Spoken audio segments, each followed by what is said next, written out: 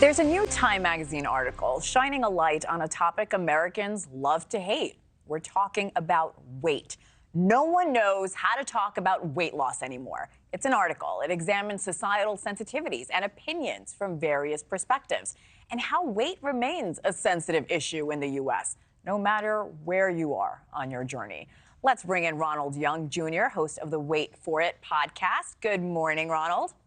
Good morning. Great to be here with you. Great to have you. I was reading your article, really well written. And again, the name of it is No One Knows How to Talk About Weight Loss Anymore. You share some really personal stories on your podcast. What's your experience with weight been like?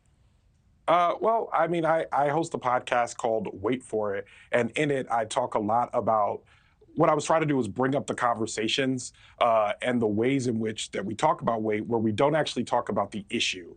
We talk a lot about aesthetics. We talk a lot about the goals that we want to get to, but we don't talk about what it feels like to actually live in the world and be a plus-size person, what it feels like to live in a world that doesn't actually fit you. So why do you think people don't want to talk about it? I think most times because everyone assumes that everyone wants to be in a smaller body, the ways in which we talk about it are all centered around getting to a smaller body. There's really no talk about how to exist now in the body that you have and how to be happy in the body that you have. You talk a lot about fat phobia on your podcast. What is that exactly?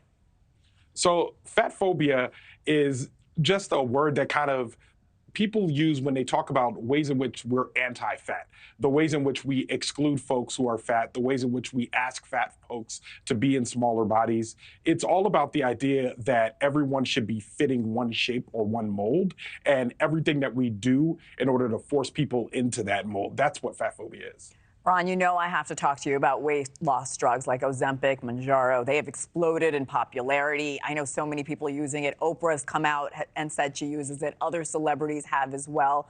What's your take on these weight loss drugs that so many people seem to be using? Well, I think you kind of have to make a choice if you want to use Ozempic or not. I think, and I know that probably sounds pretty like, duh, of course you have to make a choice. The idea is that there's this miracle drug that will get you to the place that you've always wanted to be. And I think for a lot of people, before they make the decision to use that drug, they should decide if they can live with the body that they're in, if they can actually experience life and be happy in the body that they're in. Because if you take Ozempic and you lose the weight, if you're still not happy in your body, then you really won't have solved the problem. And I think a lot of people are finding that whether they're large or small, there's a deep-seated unhappiness that has less to do with how fat they are. But they think that Ozempic is going to get them to wherever that place is. But really what Ozempic does and what bariatric surgery does, what all those things do, is they fix your aesthetic, but they don't actually fix the problems that we have personally with our own bodies. That is so eloquently said. I really advise our viewers to read your article. So well written. Thank you so much, Ron Young Jr. We appreciate it, sir.